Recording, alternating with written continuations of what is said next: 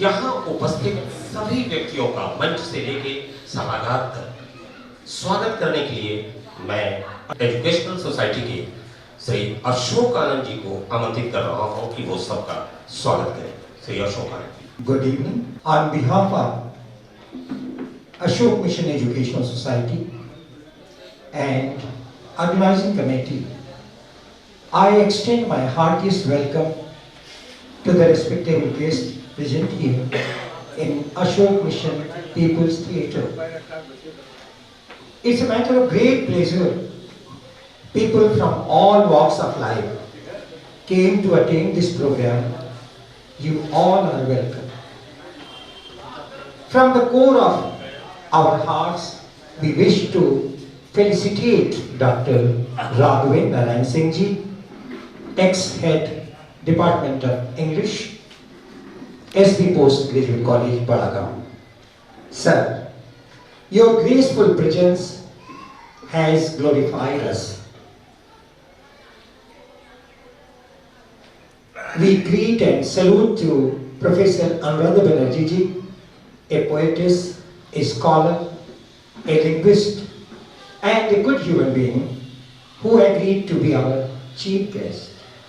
Let us give big hands to these guests.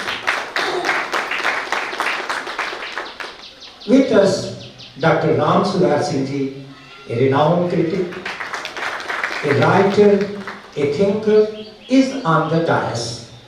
We believe his meaningful presence will elevate the height of book release ceremony.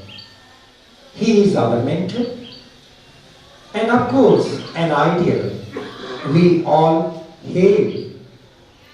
We pay our respect and dignify to Major Dr. Arvind Kumar Singh Ji, who conducts this event. We all agree Dr. Arvind Kumar Singh Ji is a disciplined person with the great feelings of patriotism. He was felicitated by Ministry of Defence for being excellent NCC officer. As you all know, we are overwhelmed having got this opportunity to release a book of Guruji, Venerable Ram Lalit Singh Ji. We add words to greet him. He is our friend, philosopher and guide. An ideal teacher, a writer, a poet, a player, a coach, national awardee and Janam Priyadarshi. We felicitate, greet and congratulate him on this occasion. Welcome, Abhinandan.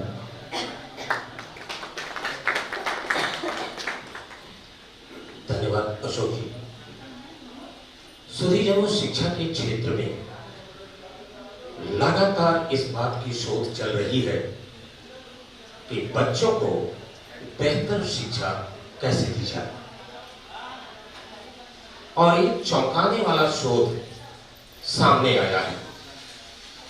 चौंकाने वाला शोध ये आया है कि शोध में ये पाया गया कि 40 मिनट की क्लास में एक बच्चा मात्र 3 मिनट के लिए मेंटल हाजिर होता है, और वो 37 मिनट फिजिकली तो प्रस्तुत होता है क्लास के अंदर, लेकिन मेंटल क्लास से वो बाहर होता है। ये 37 मिनट की समय अवधि को कैसे टीचर क्लास में छात्रों को उपस्थित करे, शोध इसके ऊपर हो रहा है। जाहिर सी बात है, इसमें कई फैक्टर शामिल हैं। रिप्रेजेंटेशन ऑफ टीचिंग इसका सबसे बड़ा फैक्टर है। पढ़ाने का तरीका अगर आकर्षक नहीं होगा तो बच्चा क्लासरूम से मानसिक रूप से बाहर जाएगा। और जो शिक्षक 40 के 40 मिनट क्लास के अंदर छात्रों को हाजिर करा देने की क्षमता रखता है, वास्तव में टीचर कहलाने का हकदार वही अध्यापक है। आज एक ऐसे शख्स के लिए मैं कुछ बातें कहने के लिए डायस पे आया हूं जिन्होंने एक आदर्शतम शिक्षक का दायित्व का निर्वहन उदय प्रताप इंटर कॉलेज में किया। बहुत से तरीके लोग बताते हैं। कुछ कहते हैं कि मौन से सर्वोत्तम शिक्षा तो होती ही नहीं, तो कुछ कहते हैं कि व्यवहार से बेहतर शिक्षा तो होती ही नहीं। कुछ ज्ञानी कहते हैं कि ज्ञान जितना ज्यादा से ज्यादा डाला जाए उससे बेहतर कोई शिक्षा नहीं होती। लेकिन मेरा ये मानना है कि शिक्षा संपूर्ण व्यक्तित्व से छात्रों को दी जाती है, और संपूर्ण व्यक्तित्व के सर्वोत्तम उदाहरण श्री रामललित सिंह जी आज हमारे यहां मंच पे हैं। और ऐसा मैं क्यों कह रहा हूं, इसके पीछे मेरा आधार है। एक अच्छे लेखक, एक अच्छे टीचर और उतने ही शानदार हॉकी के खिलाड़ी, रिश्ता सिर्फ क्लासरूम तक नहीं, क्लासरूम से बाहर भी।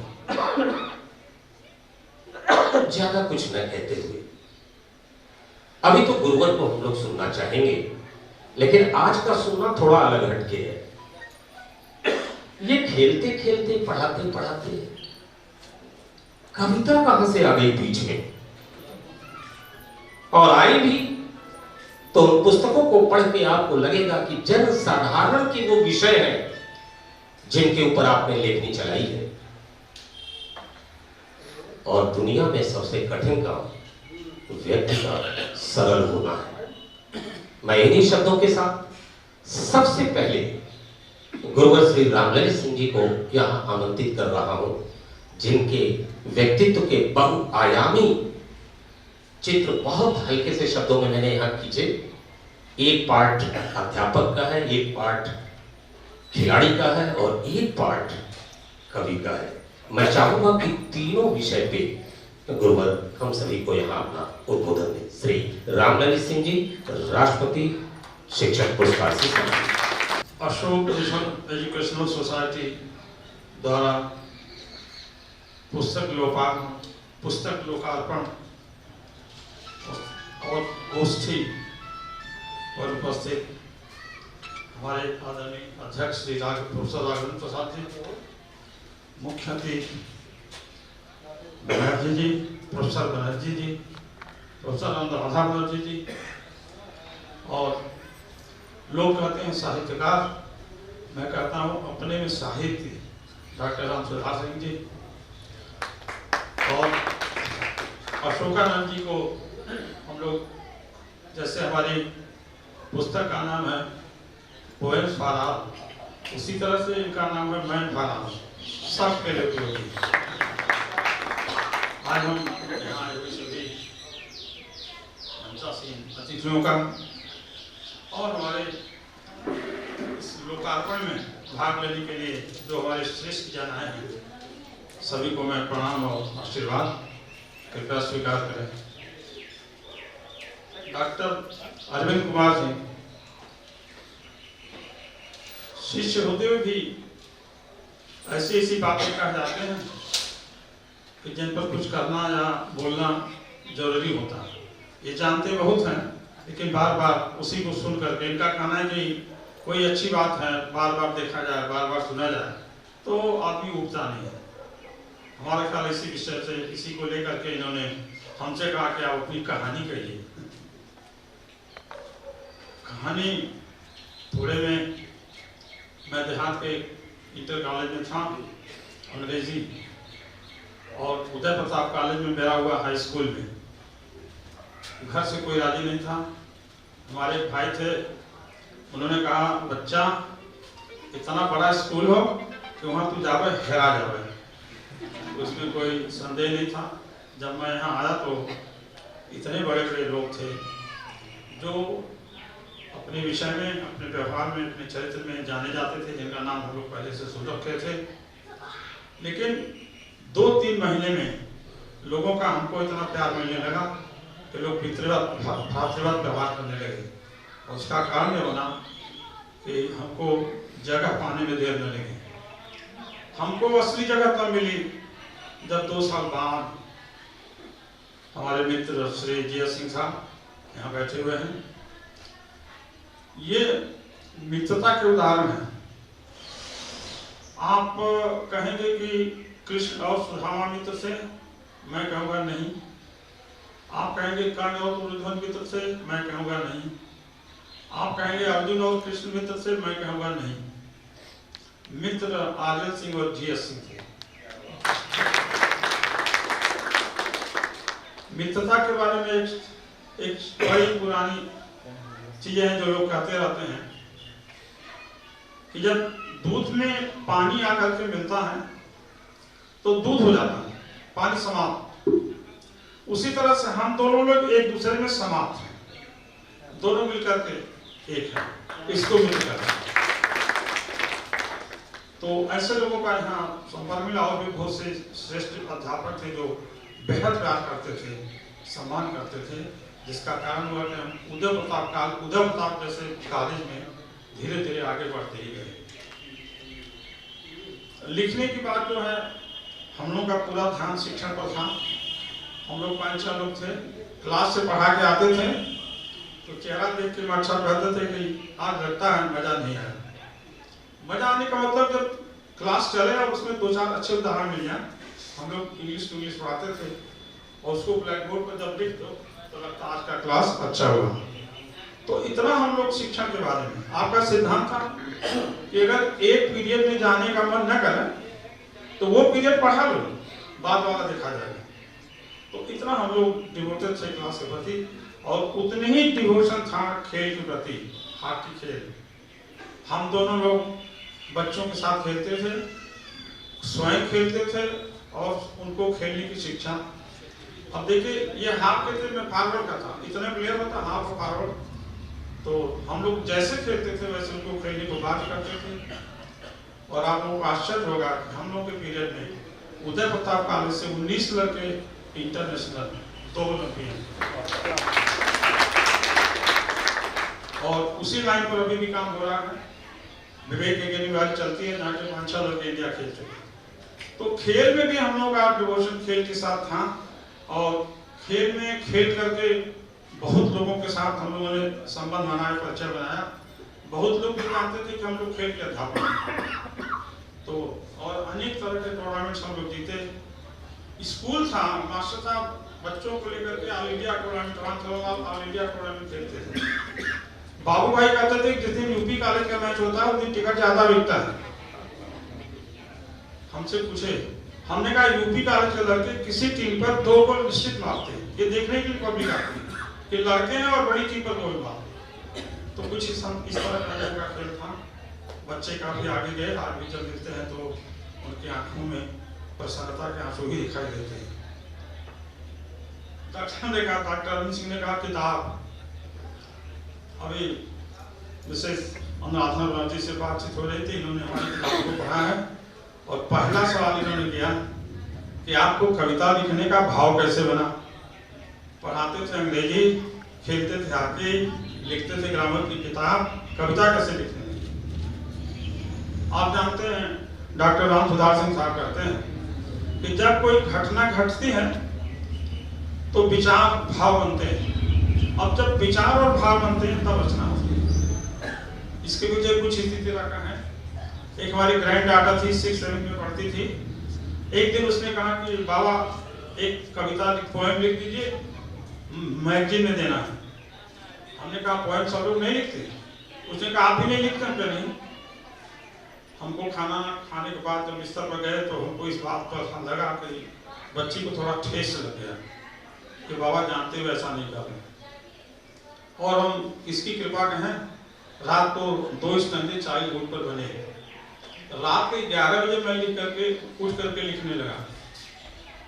सुबह बल्कि पत्नी ने पूछा कि रात को आप क्या लिख रहे थे, और उसके बाद जिसको लहर कहते हैं, लहर बन गई। और simple subjects, boy girl, brother sister, husband wife, तो इस तरह से हमने शुरू किया। और Mahabharata, Ramayana, Krishna Ram Parshuram, beauty, education, science, इस तरह के जैसे जैसे सब। एक बार एक साइंस के मास्टर से हमने पूछा कि फायर मीन्स आग और आग माने फायर, हम इतना जानते हैं, आप कुछ बताइए। तो उन्होंने थोड़ा संक्षेप दिया और उस पर जब कविता लिख करके हमने उनको दिखाया तो कहा इतना तो हम भी नहीं जानते थे, अब वो कहाँ से आता है, कहाँ से लिखा जाता है, ये डॉक्टर साहब ज़्यादा बताएंगे। तो इसी तरह से भाव बनते गए और कविता बनती गई। कभी कभी किसी कविता की कोई प्रशंसा करता है तो मैं उसको दूसरी बार पढ़ता हूँ, ऐसा कैसे हो गया, तो ये बस हो गया, लिखा नहीं, हो गया। जैसे कोई हमसे कहता है कि आपने बहुत किया, तो हम कहते नहीं हमने कुछ नहीं किया, तो कहें तब हमको हो गया, किया नहीं, हो गया। तो उसी तरह से कविता भी हो गई, कविता बना ही नहीं। हम आज के इस लोकार्पण के अवसर पर सभी लोगों को धन्यवाद, सभी लोगों को का सम्मान, आदर, विनय, अनुनय करते हुए, अब लोकार्पण आप जानते ही हैं, इसके पहले भी एक कविता की किताब छपी, वो हमारे पास है, उसका लोकार्पण नहीं हुआ। तो लोकार्पण का जैसा मैं अर्थ जानता हूँ, लोक अर्पण, लोक माने संसार, आप सभी लोग संसार हैं, और अर्पण माने टू गिव, देना। तो इस ख्याल से मेरी कविता की जो एक पुस्तक है, हमारा ख्याल है कि एक कविता भी अगर आप पढ़ेंगे तो कुछ मिलेगा। मैं जो भी हमारे संपर्क में आते हैं उनसे हम कहते हैं कि जो आपकी जो भी किताब आपको अच्छी लगे, आप एक पेज रोज पढ़िए, एक पेज पढ़ने में 5 मिनट, लेकिन वो भी लोग नहीं करते। तो मैडम को हमारी किताब मिली, आते उन्होंने सारी कविताएं पढ़ी और हमसे इन्होंने पूछा कि आपको कविता लिखने का भाव कब बना। तो भाव तो उन्होंने बताया सही बना। पहली किताब मैंने प्रोफेसर आरके सिंह काशी विद्यापीठ उनको दिखाया, उन्होंने बहुत अच्छे नोट लिखे और उन्होंने कहा कि रामललित कीप इट ऑन, जारी रहे। हमको लगा कि कविता इसको कौन पूछेगा, लेकिन जब उन्होंने प्रशंसा किया तो बहुत अच्छा लगा। और इस किताब में प्रोफेसर राघवन सिंह जी हैं, इनको भी हमारी ये भी पूरी किताब पढ़े हैं और इनको हमारी कविताएं बहुत पसंद है। कुछ का तो उन्होंने नाम लेकर के वर्णन किया। तो अपने से हम ये कहना कि हमारी किताब बहुत अच्छी है, बहुत पसंद है, तो ये बहुत उचित नहीं लगता। लेकिन 2 उद्देश्य होता है शिक्षा में, एक होता है आप जानकारी देते हैं, ज्ञान देते हैं, और दूसरा होता है ज्ञान के माध्यम से व्यवहार देते हैं। तो मेरी जहां भी लेखनी चली है ये उद्देश्य है। ग्रामर की किताब में भी लोग कहते हैं कि जो आपने सेंटेंसेस डाले हैं एग्जाम्पल के, वो बड़े काम के हैं। तो जब भी कलम चलती है तो ये बात ध्यान में रहती है कि जो लिखा जा रहा है उससे किसी को कुछ मिलेगा कि नहीं। एक दिन मास्टर साहब हमने कहा, हम लोग प्रवचन सुनते हैं, जब इनके यहाँ जाते हैं तो सुनते हैं, तो एक दिन हमने इनसे कहा कि हमारे और आपके सुनने में अंतर है। क्या अंतर है? हमने कहा आप केवल सुनते हैं, क्या है इससे मतलब नहीं, केवल सुनते हैं, और मैं सुनता हूं तो उसका अर्थ निकालता हूं कि आज हमने क्या सुना। तो वही बात है, चाहे वो कविता हो चाहे प्रोज हो, जब आप कोई चीज पढ़ते हैं तो उससे कुछ ग्रहण करने की शक्ति जरूर रखते हैं। आप जहां कहीं जाते हैं प्रवचन करने, वहां देखिए जैसे आजकल स्क्रीन पर दिखाया जाता है, तो अगर आप एक सीरियल देखे तो बाद में बता यार बेकार इसलिए कि आपको कुछ नहीं मिला। तो इसी अर्थ में लोग हमको कभी कभी स्वार्थी भी करते हैं। हम जहां भी जाते हैं, जिससे भी मिलते हैं, हम जरूर नोट करते हैं कि आज के इनसे मिलने से या इनके यहाँ जाने से क्या होगा। तो ये भाव बना रहता है। हमारे रचनाओं में भी इसी तरह के हैं। अगर रामायण पर कविता लिखी है तो रामायण की पूरी कथा है, और उसके बाद रामायण से हमको क्या मिलता है, महाभारत से क्या मिलता है, राम या कृष्ण से क्या मिलता है, गीता है, भगवान बुद्ध है, सब पर कविता है, और उनसे मिलता क्या है, उन्होंने क्या दिया है, ये भी उसमें। तो एक विचार हमारा है और इस तरह से चलती रही कविता। अब इधर बंद इसलिए हो गई कि विषय नहीं मिला। विषय समझ रहे, टाइटल पहले टाइटल होती है, बाद में कविता बनती है, और लोग पहले कविता करते हैं बाद में टाइटल देते हैं। ऐसा हमारे साथ नहीं हुआ। तो कविता लिखने का जो क्रम है, जो बताया कि बस घटना घटी और बनने लगी कविता, और कविता बनाने में कोई उद्देश्य नहीं था, लिखते चले जाते थे। एक बार मैं मदर पर एक कविता बना रहा था और जा रहा था गाँव स्कूटर से, उसका लास्ट स्टैंजा नहीं बन पा रहा था। याद पड़ा, मैं स्कूटर खड़ा करके लिखने लगा। एक दादा थे खेत के किनारे खड़े हुए, आगे सोचे क्या लिख रहे हैं, हमसे कहा बेटा क्या लिख रहे हो, हम कहे नहीं कुछ ऐसे, कहे नहीं हम देखेंगे क्या लिख रहे हो। तो इस तरह से लिखना होता था। हम लोग चाहे एज की वजह से चाहे जो कमजोरी हो, कोई चीज़ लिखते हैं या पढ़ते हैं या सुनते हैं तो बहुत जल्दी भूल जाता है, इसलिए हमेशा कलम और कागज लेके चलते हैं। एक लाइन अगर फेसबुक पर रोज लिखी जाती है तो वो कभी कभी बनती है, अगर कलम नहीं है तो घर पहुँचते पहुँचते होता है भूल गया। तो ये भूलना तो एज का दोष है, एज के साथ आदमी ज़्यादा भूलता है। हम नहीं कहेंगे कि आप भी अपना रास्ता भूलें, आप सब लोग अपने रास्ते पर हैं और निश्चित रूप से चाहे हमारी कविता के माध्यम से, चाहे समाज के माध्यम से, चाहे जहाँ संस्था है उसके माध्यम से आप कुछ न कुछ अपने में ऐड जरूर करेंगे। इन्हीं शब्दों के साथ एक बार मैं पुनः आए के मुख्य अतिथि लोगों को और आप सभी को धन्यवाद देता हूँ और ये आशा करता हूँ कि आप सभी इस कार्यक्रम से संतुष्ट होंगे। हम लोग तो संतुष्ट इसलिए हैं सिर्फ आप लोगों को देख कर, कार्यक्रम की सफलता लोगों के आने पर होती है। लोग आए हैं, हमारी बातों को सुने हैं, इन सबके लिए आप सबको धन्यवाद।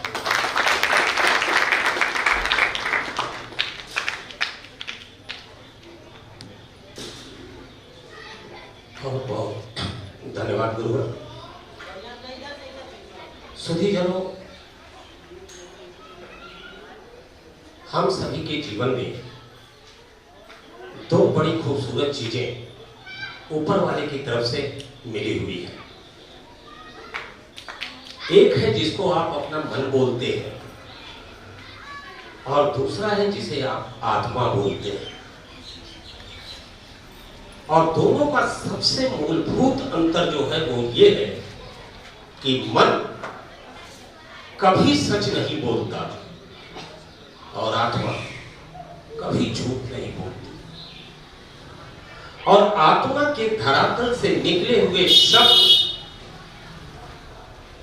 ब्रह्म शब्द ही हुआ करते हैं। वो सबके अंतरतम के अंदर चलने वाली ही शब्द होते हैं जिसमें झूठ की मिलावट नहीं होती। और अगर कम शब्दों में कविता की परिभाषा दी जाए तो आत्मिक धरातल से निकले हुए भावानुभूति शब्द ही कविता है। जब दूसरी पंक्ति पे पहुंचते पहुंचते सुनने और पढ़ने वाले को लगे कि शायद मैं इसे 10 पन्नों में नहीं कह सकता था, कविता वहां मुकम्मल होती है। जब कविता पढ़ने के बाद व्यक्ति को यह महसूस हो कि यह हमारे अंदर का दर्द है जो हम इतने खूबसूरत अंदाज में नहीं कह सकते थे, तो कविता मुकम्मल होती है। और जब मानव संपूर्ण सृष्टि के कल्याण की बात दिखाई देने लगे कविता के अंदर, तो कविता वहां जाके मुकम्मल होती है। और अगर इस दृष्टिकोण से मैं देखूं तो गुरुवर की पुस्तक का जो नाम है पोएम्स फॉर ऑल, वो अपनी जगह पे बिल्कुल सटीक है। आइए हम सब पुस्तक के विमोचन की तरफ चले और मैं मंचासीन समस्त व्यक्तियों से सादर आग्रह करूंगा कि इस पुस्तक का विमोचन और फिर उसके बाद कार्यक्रम को आगे बढ़ाएं।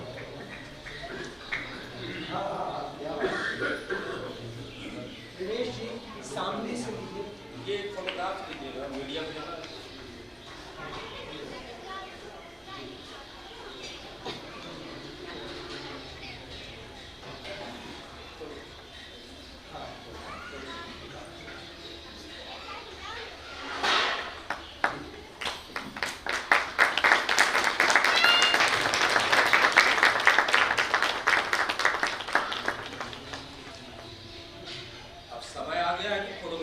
बोलते ही नहीं कि हुआ कि नहीं हुआ, तब तक खड़ा हो गया सर। प्रवेश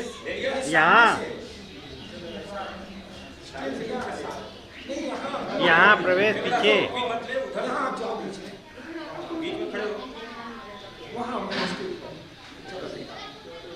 सबको लिखे कवर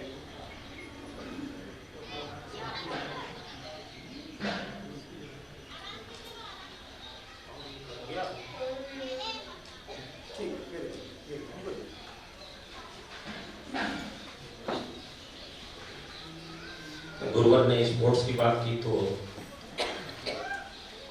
मुझे लगा कि वो को आगे लेकर बढ़ना चाहिए। हमारे बीच एक ऐसी शख्सियत भी यहाँ बैठे हुए हैं, श्री गौरीशंकर सिंह जी, जिन्होंने संपूर्ण जीवन में 3 चीजों को ही सिद्ध अपनाया: अध्यापक, खेल और ध्यान।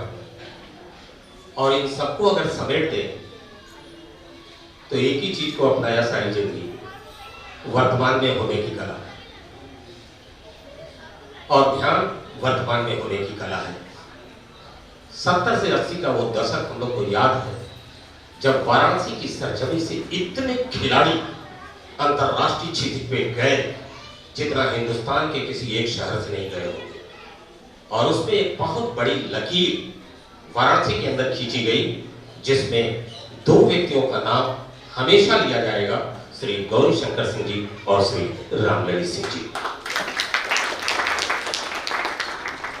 मैं इसी के साथ एक ऐसी शख्सियत को मंच पे बुला रहा हूं। उन्होंने बीच में कहा था कि सर मैं डायरी और कलम देना चाहता हूं। मैंने कहा कि 1 महीना तो निकल गया, लेकिन फिर हुआ कि बसंत तो अभी शुरू हो रहा है, तो डायरी का इस्तेमाल हो सकता है। मुन्नालाल चौहान जी, आप आए और आप इस कार्य को संपन्न करें, फिर हम लोग आगे लेके चलते हैं इस कार्य को।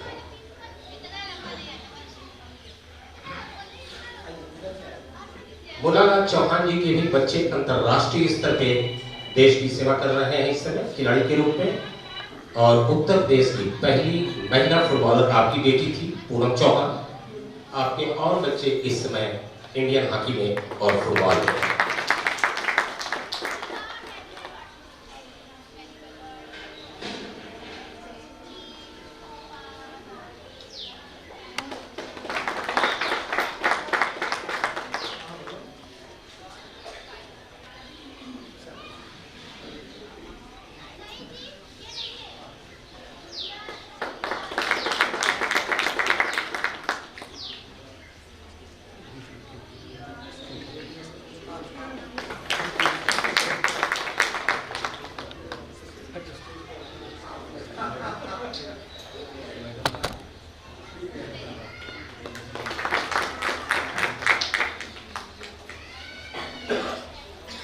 मित्रों, एक बार अमेरिका की एक यूनिवर्सिटी में एक बड़ा अद्भुत दृश्य उपस्थित हो गया, और किसी अध्यापक के लिए इससे बड़ी पीड़ा की बात हो भी नहीं सकती जो अमेरिका की यूनिवर्सिटी में हुआ।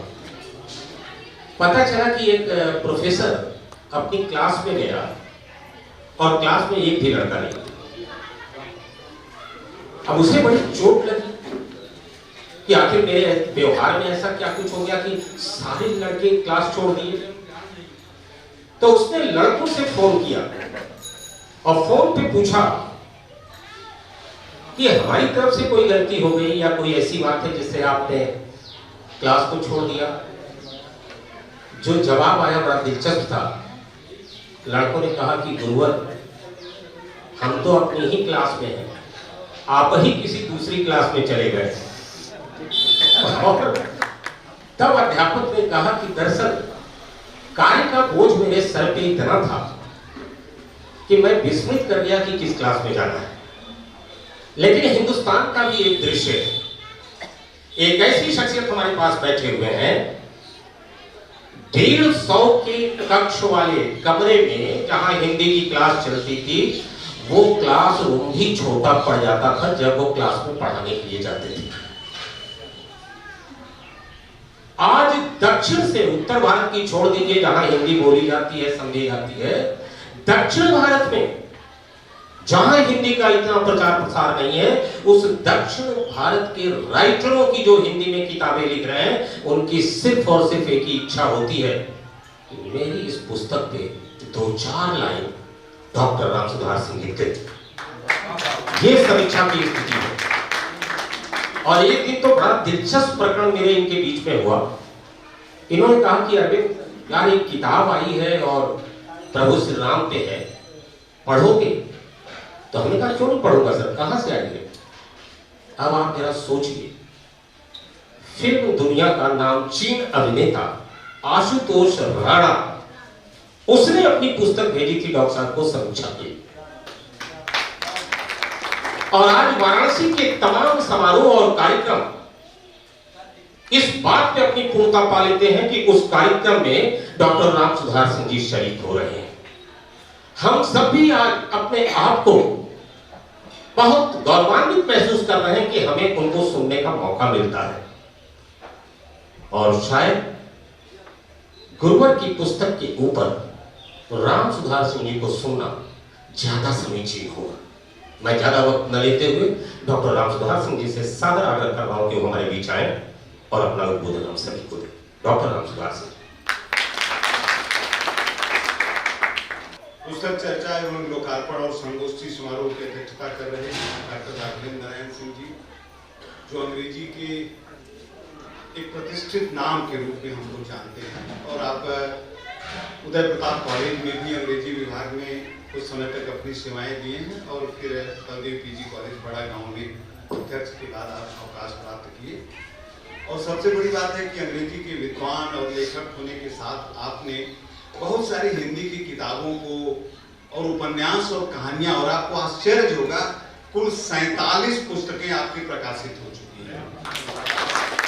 10 उपन्यास, गीत के संग्रह, कविताओं के संग्रह, कहानियों के संग्रह, भरतेहर शतक का अनुवाद, लगातार लिखते रहना। आज इस कार्यक्रम की अध्यक्षता कर रहे हैं हम सबकी आदरणीय बहन प्रोफेसर अनुराधा बनर्जी जी। मैं तो कहता हूं कि आप अंग्रेजी की विदुषी हैं, अंग्रेजी पढ़ाई हैं, लेकिन हिंदी वाले आपको अंग्रेजी वालों से ज्यादा जानते हैं, क्योंकि निरंतर आप काम करती हैं। और यह बात भी बिल्कुल सही है कि बांग्ला के जिन लेखकों ने, या कहूँ कि दूसरी भाषाओं के जिन लेखकों ने अपनी भाषा में काम किया, वो पूरे देश में नहीं जाने गए, लेकिन जब अनुवाद उनका हिंदी में हुआ, चाहे वो रविन्द्रनाथ टैगोर हो, चाहे वो बंकिम हो, चाहे समरेश हो, चाहे शरद बाबू हो, सब लोगों को हिंदी वालों का प्यार मिला। बहुत अधिक है। अनुराधा जी भी लगातार हिंदी की कवयित्री के रूप में, और इधर आप लगातार अनुवाद कर रही हैं बांग्ला से हिंदी और हिंदी से बांग्ला। अभी आपने बताया बातचीत में कि रविन्द्रनाथ टैगोर ने कुल 3 नाटक लिखे थे, उनका अनुवाद अभी तक हिंदी में नहीं हो पाया था, वो अनुवाद आपने इधर पूरा किया है। वो मुख्य अतिथि के रूप में बाबू राम ललित सिंह जो अपनी रचना प्रक्रिया, अपना लेखकीय वक्तव्य यहाँ प्रस्तुत कर रहे थे। तो मेरे लिए आज ये बड़ा संकट का समय है, इस मंच से आपसे कुछ बातचीत करना। 2 संकट हैं। एक संकट तो यह है कि इस सभागार में 3 मेरे ऐसे गुरुजन बैठे हुए हैं, बाबू राम ललित सिंह जी, बाबू हरिशंकर सिंह जी, और मैं उधर देख रहा हूँ, गुरुवर को प्रणाम कर रहा हूँ, मेजर गिरधर सिंह जी, वो भी बैठे हुए हैं पीछे। जब मैं उधर प्रताप कॉलेज में एक गांव का एक बच्चा एक टीन का बक्सा दबा करके पढ़ने आया, तो ये सब लोग वहाँ प्राध्यापक थे। मैं 5वें छात्रावास में मैंने प्रवेश लिया और उसके गृहपति बाबू गिरधर सिंह जी थे। और संभवतः 1-2 साल पहले आप लोग आए थे, एक नई उभरती हुई जवानी के साथ, एक नए अध्यापक कैसे हो सकते हैं, उस ऊर्जा के साथ मैंने देखा।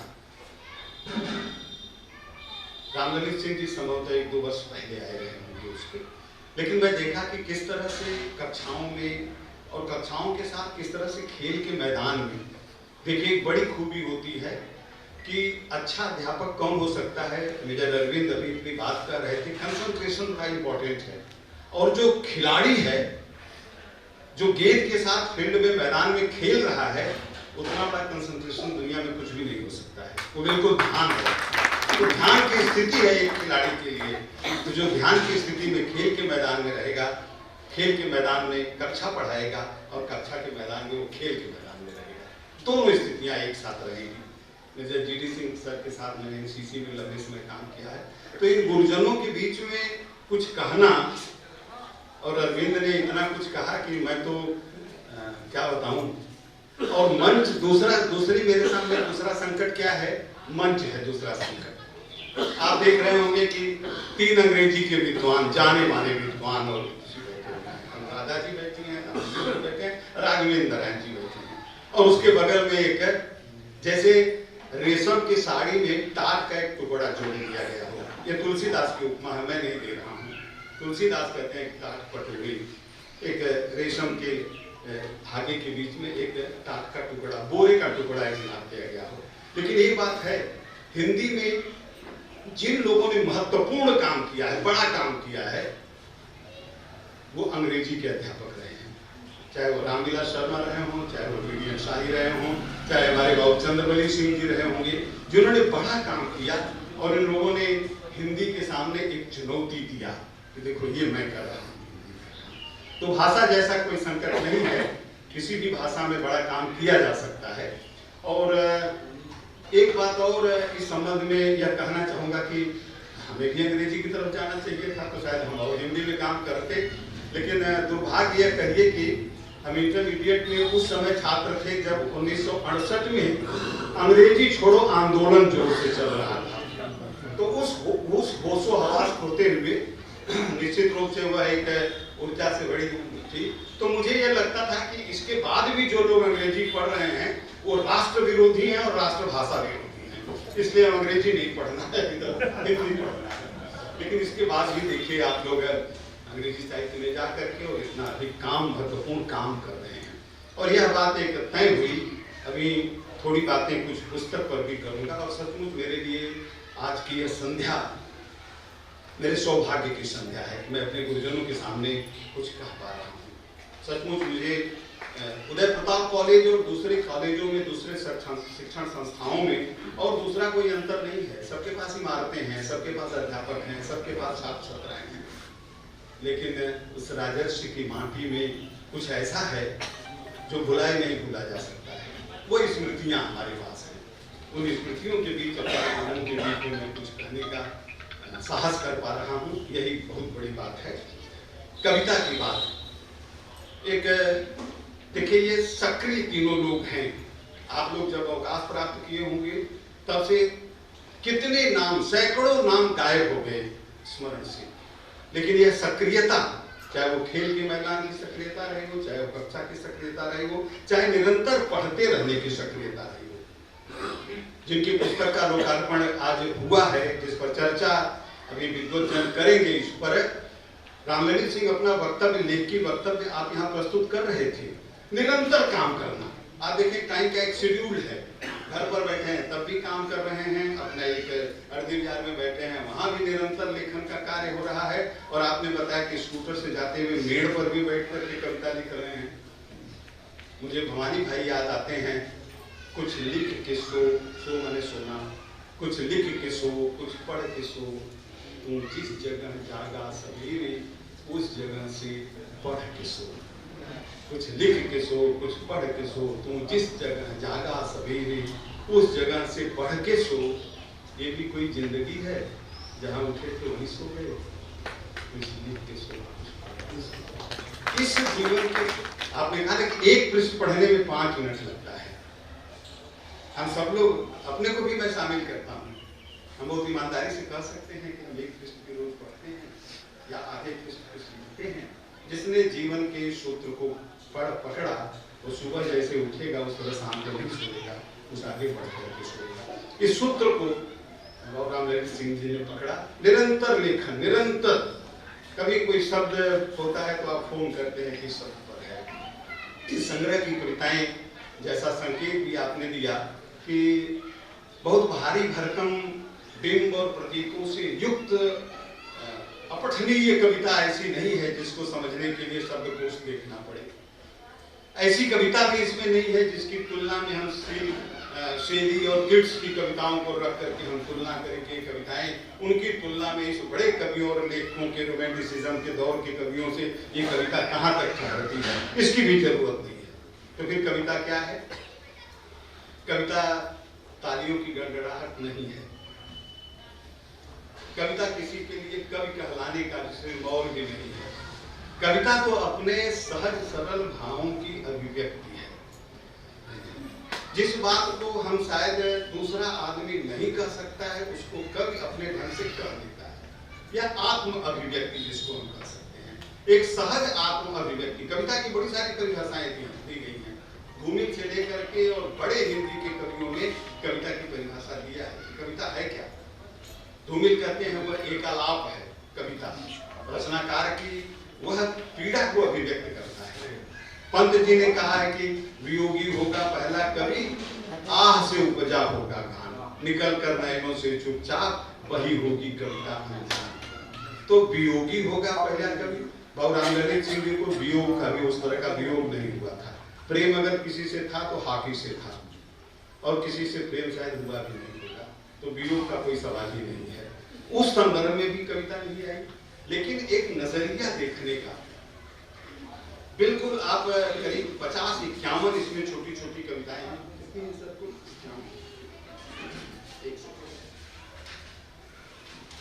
कुल मिलाकर के 51 कविताएं इसमें हैं। और विषय जैसे आपने कहा कि देखिए बहुत छोटे छोटे विषय, I am a boy, I am a girl, husband wife, लेकिन ये जो शुरू के 4 शीर्षक हैं बड़े खतरनाक हैं।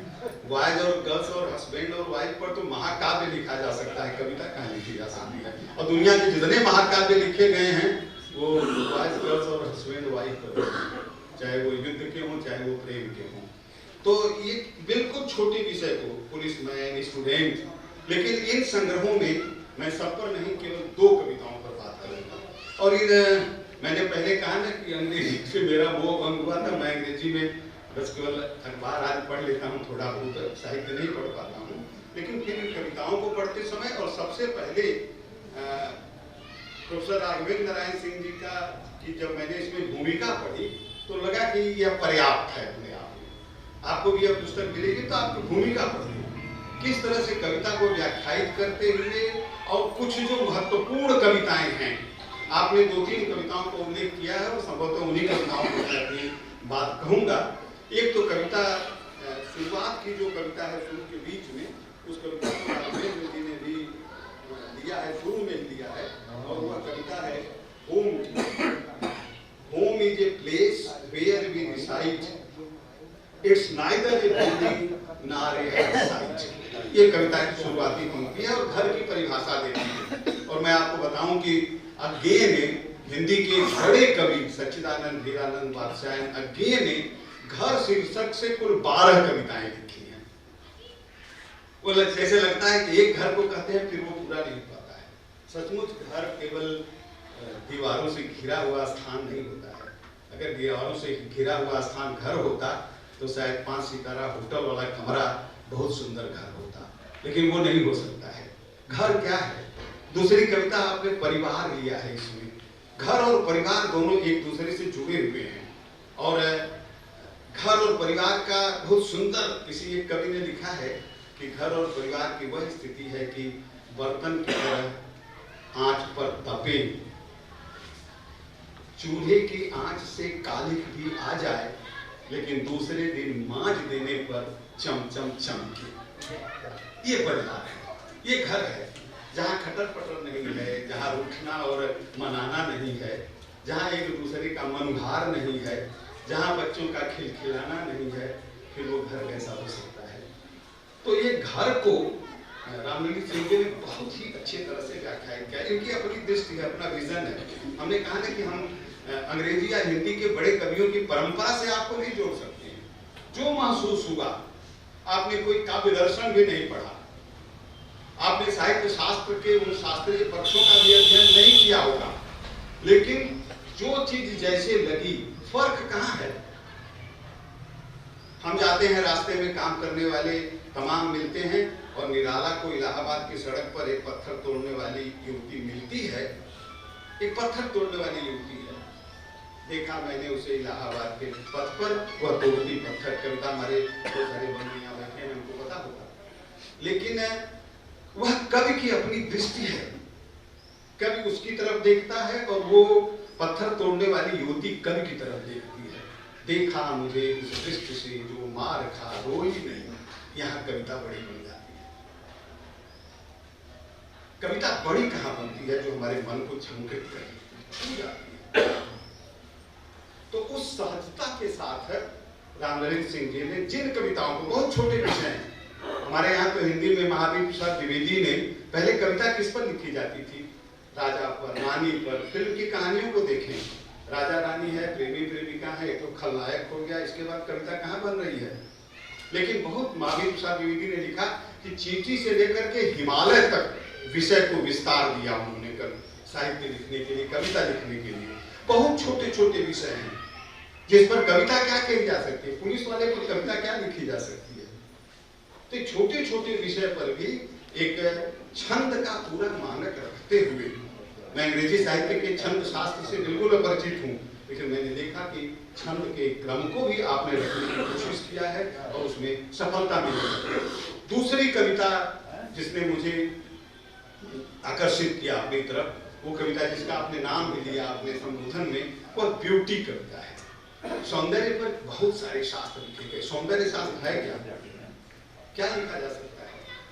बंगला साहित्य की ऋषि अनुराधा जी बैठी हुई हैं, उनके सामने मैं 2-3 बार रविंद्र जी का नाम आ जाता है। रविन्द्रनाथ टैगोर एक बार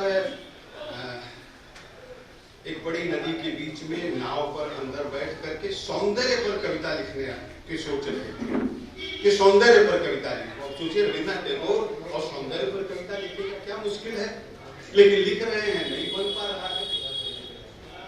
रात हो गई, 10, 11, 12 बज गया और सौंदर्य की कविता लिख रहे हैं 4-5 लाइन और उसको काट दे रहे हैं रविन्द्रनाथ टैगोर। ना, ये सौंदर्य की परिभाषा नहीं हो सकती। ये अलग है, सौंदर्य तो इससे बहुत बड़ा है, लेकिन समझ में पन्ने पर पन्ने रंगते गए।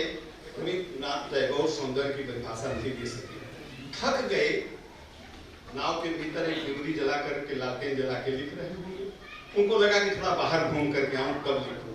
और जब बाहर निकलता है वो महाकवि और देखता है कि आकाश निर्मल है, चंद्रमा अपनी पूर्ण आभा से चमक रहा है, चांदनी फैली हुई है, और रविन्द्रनाथ टैगोर उसी नाव की पट्टिका पर नाचने लगते हैं। ये सुंदर है,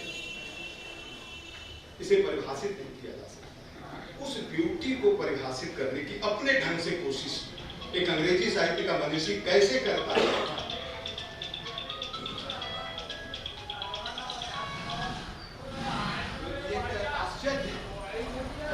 जयशंकर प्रसाद ने भी सौंदर्य को परिभाषित करने की कोशिश किया है।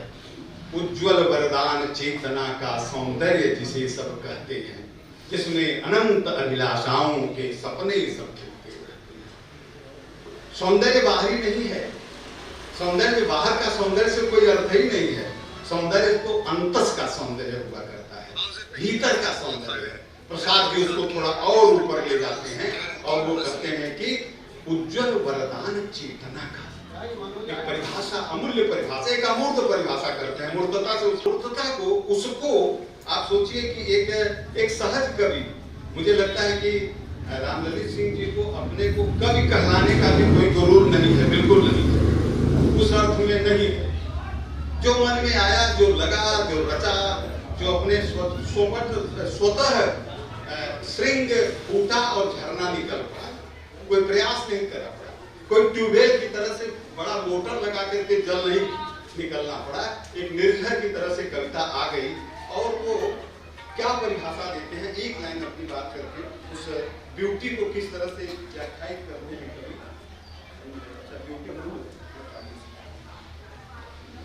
हम लोग एक इंटरव्यू में गए थे, एक लड़की का नाम था ब्यूटीफुल, समझा कि उसके माँ बाप को दूसरा कोई नहीं मिला।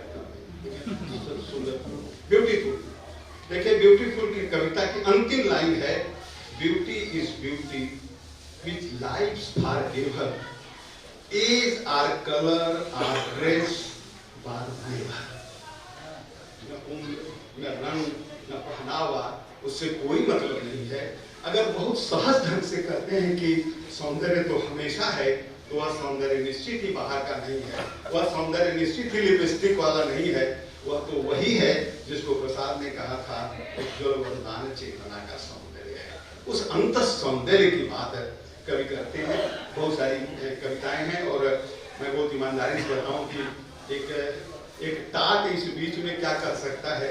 अंग्रेजी साहित्य के सभी विद्वज्जन यहाँ उपस्थित हैं जिन्होंने सारी कविताओं को पढ़ा है, अंग्रेजी भाषा, साहित्य। उसके रामललित सिंह जी भी इसके पहले, मुझे याद है कि बहुत पहले से लेखन कार्य निरंतर चलता रहा है। पहले how to write correct English, graded English course, graded grammar, prose, primary के लिए, 6 के लिए, 7 के लिए, अर्थ के लिए लगातार एक शिक्षक बना हुआ है कि अंग्रेजी को कैसे सीखें, अंग्रेजी कैसे पढ़ें। और उस यात्रा से होते हुए एक कवि इस रचना के साथ एक सहज, एक जो कुछ भी देखा उसे सहज रंग से प्रस्तुत करने वाला कवि एक इस उम्र में भी कविता रचने की एक उम्र होती है जब प्यार वार किया जाता है। इस उम्र में भी अगर कविता कर रहे हैं ऐसे युवा कवि को मैं बहुत बहुत बधाई देता हूँ। धन्यवाद। सुधीर, आपने देखा कि जैसा मैंने कहा कि कुछ लोगों को श्रवण करना भी अपने आप में अलौकिक आनंद होता है। कविता कैसे आत्मिक धरातल पे जुड़ती है, इसका एक बड़ा सुंदर सा उदाहरण काशी की धरती पे मिलता है। कहते हैं कि कबीर जहां रहा करते थे, उनके ठीक घर के बगल में एक कसाई का घर था, और दिन भर के कार्य करने के बाद जब कबीर शाम को आते थे तो उस कसाई को देख के उनको बड़ी पीड़ा होती थी कि ये हत्याएं कर रहा है। मैं लोगों को अच्छी बातें बता रहा हूं, और कबीर समझ नहीं पाते थे कि आखिर उस व्यक्ति को कैसे समझाया जाए। लेकिन उस व्यक्ति को समझाने से ज्यादा पीड़ा कबीर की अपनी खुद की पीड़ा थी कि अपने को मैं कैसे समझाऊं। और कहते हैं कि एक दिन कबीर को इल्हाम हुआ। इल्हाम का सिर्फ इतना सा अर्थ है कि जिन प्रश्नों का उत्तर हम अपनी सांसारिक बुद्धि से नहीं पा पाते हैं, उसे कोई चेतन सत्ता हमें उपलब्ध करा देती है। तो इल्हाम हुआ कबीर को, और कबीर ने वो दो पंक्तियां दी जो बड़ी अद्भुत है। न जाने दुनिया के कितने लोगों के दुख को हरण करने की क्षमता रखती है यदि वो पंक्तियां समझ में आ जाए। पहली पंक्ति कबीर कहते हैं, कबीरा तेरी झोपड़ी गलकटियन के पास। ये कबीर, तेरी झोपड़ी गला काटने वालों के पास है। न तो उस व्यक्ति को बदल सकता है, न वातावरण बदल सकता है, न उस माहौल को बदल सकता है। और दूसरी पंक्ति इल्हाम से जो उनको मिली थी कि कबीरा तेरी झोपड़ी गलकटियन के पास, जो करेगा सो भरेगा, तू काहे होत उदास। लेकिन ये दूसरी पंक्ति दुधारी तलवार की तरह है। इशारा तो कर रही है दूसरे की तरफ, लेकिन वो संदेश दे रही है आपको खुद भी कि अगर आप भी गलत करेंगे तो आप भी भरेंगे। आज हमारी इस मंच के ऊपर एक ऐसी विदुषी महिला है जिन्हें कई भाषाओं में महारत हासिल है। आप बांग्ला जितने शानदार ढंग से बोलती हैं, उससे बेहतरीन ढंग से आप उसे लिखती हैं। उर्दू की तमाम गजलों को और बाकी को आप अनुवाद करती हैं इंग्लिश में। जाहिर सी बात है, उर्दू और इंग्लिश ये दो भाषा के ऊपर भी आपकी जबरदस्त पकड़ है। मुझसे तकरीबन 6-7 महीने की वाकफियत है अनुराधा जी से। उनके घर पे भी जाने का मौका मिला, थोड़ी बातचीत करने का मौका मिला, तो मैंने एक चीज तो बड़ी अच्छी तरह से उनको देख के समझा। अक्सर एक शब्द आता था, हिंसा और अहिंसा। अहिंसा क्या है वो अनुराधा जी को देख के मैंने समझा। आपकी वाणी इतनी मधुर है, आपकी भाषा इतनी मधुर है, आपके बात कहने का अंदाज इतना मधुर है कि साहब कहीं से भी हिंसा नहीं झलकती। आप 2 मिनट के लिए मिले और आप मुरीद हो जाएंगे। आप बसंत कॉलेज में प्रोफेसर रहे, और हम लोगों का सौभाग्य है कि वो आज हमारे बीच है। मैं प्रोफेसर अनुराधा बनर्जी जी से सादर आग्रह करूंगा कि अपना उद्बोधन हम सभी को देने की कृपा करें। आदरणीय अध्यक्ष महोदय और हमारे समस्त साथी जो मंच पे आसीन हैं, राम सदा जी, आज के कवि का लोकार्पण हो रहा है, गुरुवर आदिल सिंह जी और अशोक जी, अरविंद जी, यहाँ आए हुए समस्त बहुत गुणी श्रोता जिन्होंने अपना इतना समय दिया है एक बहुत अच्छे कार्य के लिए, सबको मैं नमस्कार अपना प्रेषित करती हूँ। और अशोक मिशन को मैं धन्यवाद देती हूँ कि मुझे दोबारा यहाँ आने का एक मौका मिला। बहुत अच्छा लगता है यहाँ के, और बुद्ध की भूमि, बुद्ध के विचार जो हम लोगों को सच में बहुत ऊंचाई तक ले जाते हैं। जहाँ चिंतन में हमारे एक शब्द है, बुद्ध शब्द, एनलाइटेंड, हम बोधि प्राप्त होते हैं। जहाँ से ऐसे एक अशोक आनंद जी बहुत प्रयास करते हैं, बहुत अच्छे कर्म करते हैं और अपने गुरु जी का ये लोकार्पण करा के बहुत पुण्य के भागी हो रहे हैं। ऐसे छात्र कम ही होते हैं जो गुरु का इतना अच्छा सिला देते हैं। अभी आदरणीय रामसुधा जी ने बहुत अच्छी तरह से कविता के विषय में, कविता क्यों आती है, कैसे आती है, इन सब चीज़ों पे विशद बातचीत की। क्लास में तो पढ़ाते समय कई तरह की चीज़ें पढ़ाते हैं,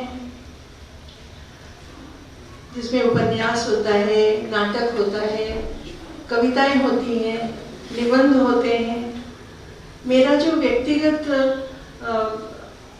चयन होता था, अच्छा लगता था, मुझे कविताएं पढ़ाना सबसे अच्छा लगता था और उतना ही अच्छा लगता था नाटक पढ़ाना। निबंध पढ़ाने में थोड़ा सा लगता था कि अगर निबंध आ गए तो पढ़ाना ही होगा, वो तो हमारा कर्तव्य था। और मुझे ज़्यादातर जो कठिन निबंध होते थे, जो रसहीन जिनको कहा जा सकता था, ऐसी चीज़ें दी जाती थी ताकि उनको मैं बहुत रससिक्त बना के पढ़ा सकूं। वो सारी चीज़ें याद आ रही थी। और चूँकि ये अंग्रेजी की कविताएं हैं तो कुछ अंग्रेजी के जो तत्व विचारक थे, जैसे प्लेटो का नाम, अफलातून का नाम सबको मालूम है, प्राचीन यूनान की बात, वहाँ से ही साहित्य की जड़ें पनपती हैं यूरोप की। फिर ग्रीस और रोम, ये दो चीज़ें, दो जगह बहुत खास होती हैं। यूरोपियन कल्चर का मूल वहीं पर है। तो ग्रीस में अफलातून में प्लेटो और अरस्तु, एरिस्टोटल। बड़ी मजेदार चीज है, प्लेटो ने क्या किया, अपने समाज के पतन का मुख्य उत्तरदायी किसको माना, कवियों को। कहा कि समाज का पतन, ये जघन्य प्रयास सारे कवि कर रहे हैं। जो युवा हैं उनको इन कवियों से कुछ नहीं मिलता। They should be thrown out of the ideal kingdom। भगाओ उनको। आजकल राष्ट्रद्रोह बहुत चलता है ना, तो उनको उस समय राष्ट्रद्रोही कहा गया था कवियों को। बहुत पौराणिक घटनाओं को लेकर कवि लिखते थे, जिसमें प्रेम इत्यादि प्रसंग बहुत ज्यादा होते थे। और प्लेटो को लगता था education should be man making, चरित्र निर्माण होना चाहिए, प्लेटो का होता था। बहुत गहन चिंतन में मैं नहीं जाऊंगी, लेकिन प्लेटो का ये स्टैंड था, जो समाज की गिरती हुई व्यवस्था को सुधार नहीं सकता, उन चीजों को समाज में रखना ही नहीं है। एक ही था, भगाओ। उन्हीं के छात्र, ये तो एक सोशल साइंटिस्ट, उन्हीं के छात्र एरिस्टोटल, अरस्तु, बहुत अच्छे, बहुत साइंटिफिक दिमाग, मैथमेटिशियन। उन्होंने कहा गुरुजी सब मान लिया, बहुत खराब होते हैं, करो। लेकिन एक बात बताइए, आप कैसे कह सकते हैं वो पूरी तरह से खराब है? प्लेटो कहते थे कि जो आखिरी सत्य, सत्य, शिव और सुंदर जो है, कभी पहुंच ही नहीं सकता। वो तो दुनिया की परछाइयों को लेके लिखता है और विपथगामी करता है लोगों को। उसके आगे कोई आदर्श है ही नहीं, वो तो नकल की नकल उतारता है। वो तो he is twice removed from the truth. जो सत्य है उससे वो ट्वाइस रिमूव्ड है, मतलब 2 कदम पीछे है। वो क्या करेगा समाज का? छी, उसको भगाओ। और इसमें एरिस्टोटल ने बड़ा अच्छा उत्तर दिया। जैसे इल्हाम की बात कर रहे थे ना डॉक्टर साहब, कि तुम क्यों उदास होते हो, जैसा जिसने किया वैसा पाएगा। एरिस्टोटल को एक अद्भुत ज्ञान हुआ। उन्होंने कहा कि क्या आप बीज को देख के बता सकते हैं कि ये कितना बड़ा पेड़ होगा? क्या एक छोटे अश्व शावक को देखकर, छोटे से घोड़े के बच्चे को देखकर क्या आप बता सकते हो कितनी तेजी से और कितना पूरी तरह से प्रस्फुटित होकर वो किस तरह से काम करेगा? वो जो संभावनाएं हैं वो कवि बताता है। कवि की कविता में वो संभावना मूर्त होती है और उसको आप इस तरह से डिस्कार्ड नहीं कर सकते। तो प्लेटो का था एक कि मैं बहुत इसको शॉर्ट करना चाहती हूँ। He was for teaching, enlightenment, और एरिस्टोटल थे फॉर एंटरटेनमेंट, फॉर रियलाइजेशन। और वो लोग अलग अलग रास्ते में जाते हुए भी उन्होंने कविता के लिए 2 पथ निर्देशित किए। इनका था कविता को सिखाना चाहिए। अगर जो कविता सिखा नहीं रही है, कुछ निर्देश नहीं दे रही है, अगर कोई मॉरल नहीं है, जैसे ईसब की कहानियों में अंत में जैसे कुत्ता जा रहा है मुंह में एक ब्रेड का टुकड़ा लेकर, उसने परछाई देखी, तालाब आया, उसने देखा कि अरे वहाँ और एक कुत्ता है, उसके मुंह में भी ब्रेड है, तो मैं क्यों ना दूसरा ले लूं, तो मुंह बोलता है, गिर जाता है। तो ग्रीड इज इविल, छोटी कहानी, उसका एक सार निकला। इसका जो शिक्षण क्या था, विषय वस्तु, ग्रीड इज इविल, ईसब की कहानियों में है। वो बहुत प्राचीन, बहुत सुंदर कहानियां। तो एरिस्टोटल कहते हैं कि आप अवश्य सिखाएं, लेकिन अगर मनोरंजक नहीं है तो वो नहीं हो सकता, वो नहीं जा सकता। उसमें ऐसी चीजें होनी चाहिए, आकर्षक बिंदु होने चाहिए, ताकि छात्र, पढ़ने वाला उससे मोहित हो, प्रभावित हो और उसके अंदर का विशुद्धिकरण हो। एक तो कहते हैं कि इसमें सीख होनी चाहिए, एरिस्टोटल कहते हैं पढ़ के हमारे हृदय में कैथारसिस हो। ये बहुत मोटी मोटी बातें। एक तो कहते हैं एनलाइटनमेंट हो, दूसरा कहता है कैथारसिस हो। कैथारसिस मतलब एक अंदर से शुद्धि। अच्छी कविता पढ़ के हम सीखते हैं, देखते हैं, जानते हैं और हमारे अंदर एक निर्माण होता है। अगर अंदर कुछ जहरीला है भी, अगर अंदर मैला है भी, मटमैला है भी, उस कविता के संपर्क से वो मैलापन जाता है। इसीलिए अच्छी चीजें पढ़ना चाहिए। तो उसी रास्ते पे हमारे डॉक्टर साहब आदिल सिंह जी चल पड़े हैं और उन्होंने बहुत अच्छा प्रयास किया है।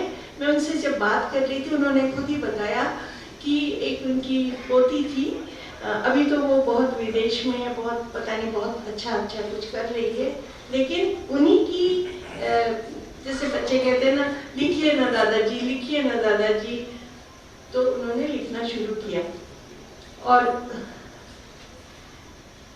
उसका हासिल हम लोगों के सामने है।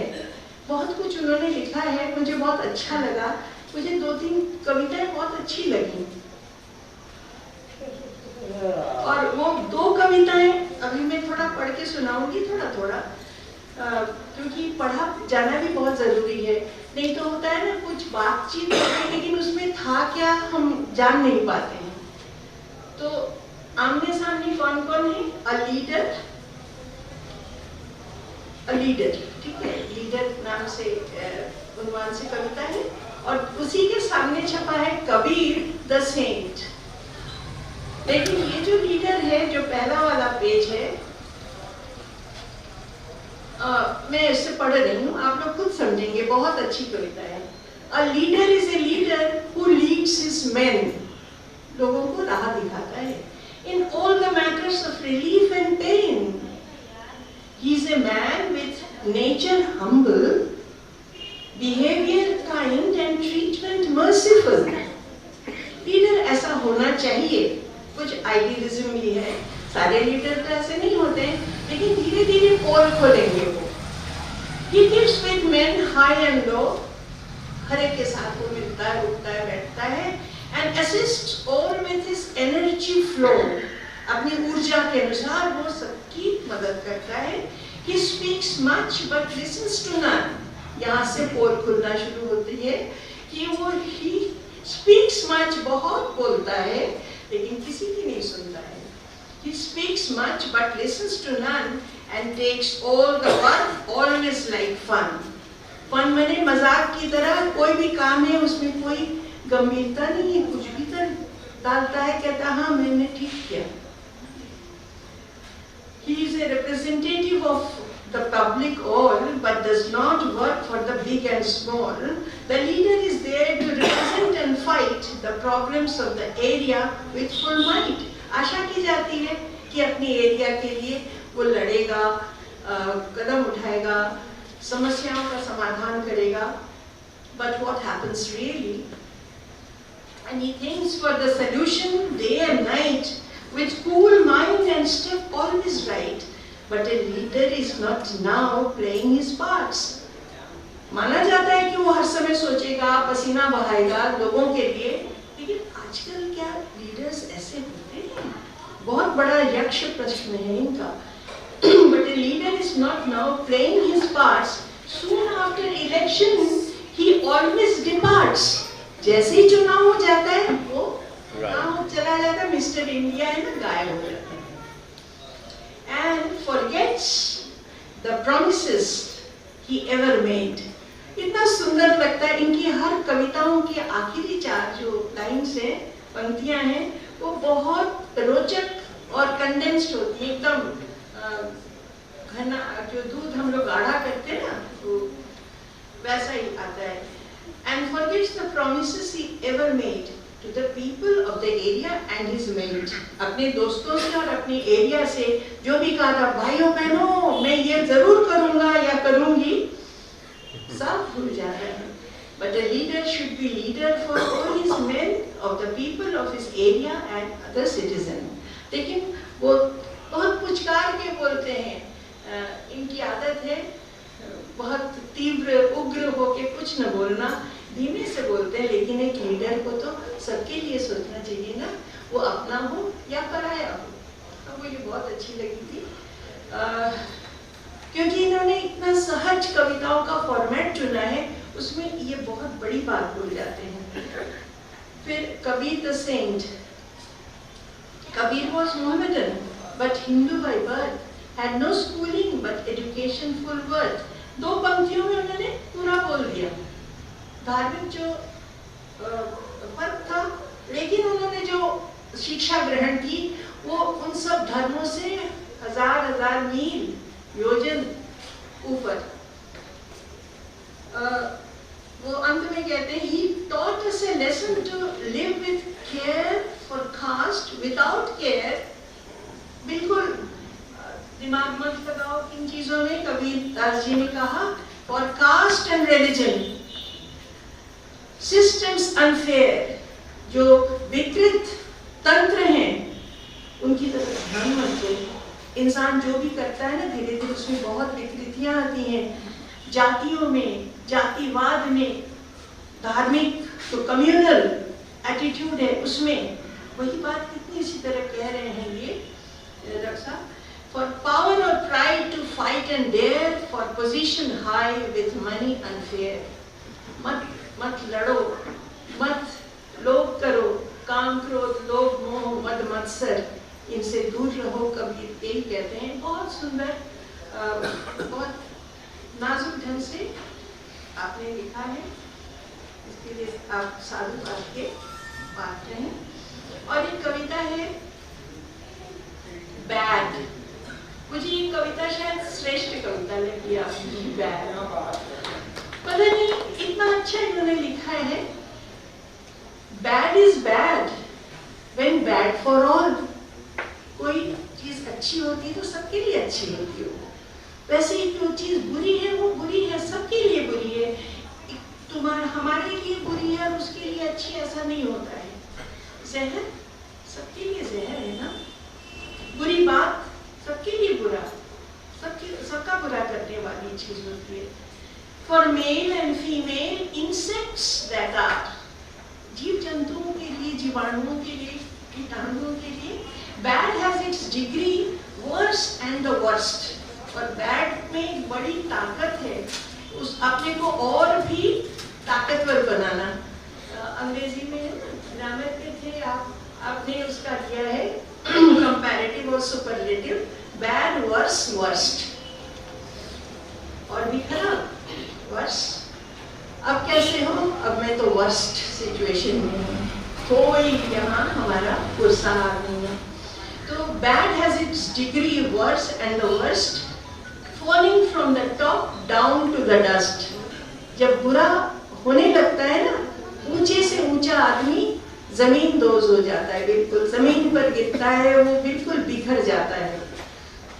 Bad is an idea, bad is an emotion, bad is a culture, bad is education, bad is the weather, bad is the season, bad is the time without any reason। कैसे कैसे चीजें बद से बदतर हो जाती हैं, हम समझ भी नहीं पाते हैं। Bad has its field all around, विशाल, पूरी दुनिया में उसका साम्राज्य है बैड का। People and places and things are found, they remain bad forever and all without improving a bit and rising from the fall। और कुछ तो कोशिश भी नहीं करती कि हम बेहतर बने, बैड की एरिया से निकलें, अच्छा लगता है उसी में। We wallow in the mud। As darkness and light are part of each other, आखिरी बहुत सुंदर, as darkness and light are part of each other, अंधेरा और उजाला एक दूसरे के परिपूरक, एक दूसरे के हिस्से। So bad always stands with good as brother। दो भाई हैं, एक अच्छा है एक बुरा है। Good is bad, bad is good। जो मैकबेथ की याद आ रही है, शेक्सपियर की याद आ रही है, bad is good। The difference of thinking as is understood। हमारा नजरिया जैसा होगा हम दुनिया को वैसा ही बनाएंगे। अगर हमारे अंदर कुव्वत है तो हम अपने अंदर की बुराइयों को हटा के एक बहुत बड़ी मशाल जला सकते हैं।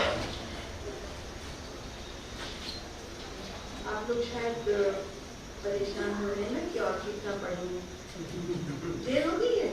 अच्छा बस ऑल विल पास अवे, कुछ ठहरेगा नहीं, मैं भी यहाँ नहीं ठहरूंगी, मैं भी अभी जाती ही हूँ।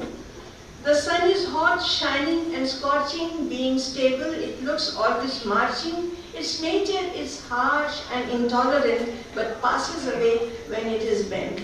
हर चीज का एक उरूज होता है और हर एक का एक जवाल होता है, वो गिरता है, कोई ना सोचे, बहुत सुंदर इशारा है, सब कुछ चला जाएगा, कुछ नहीं ठहरेगा।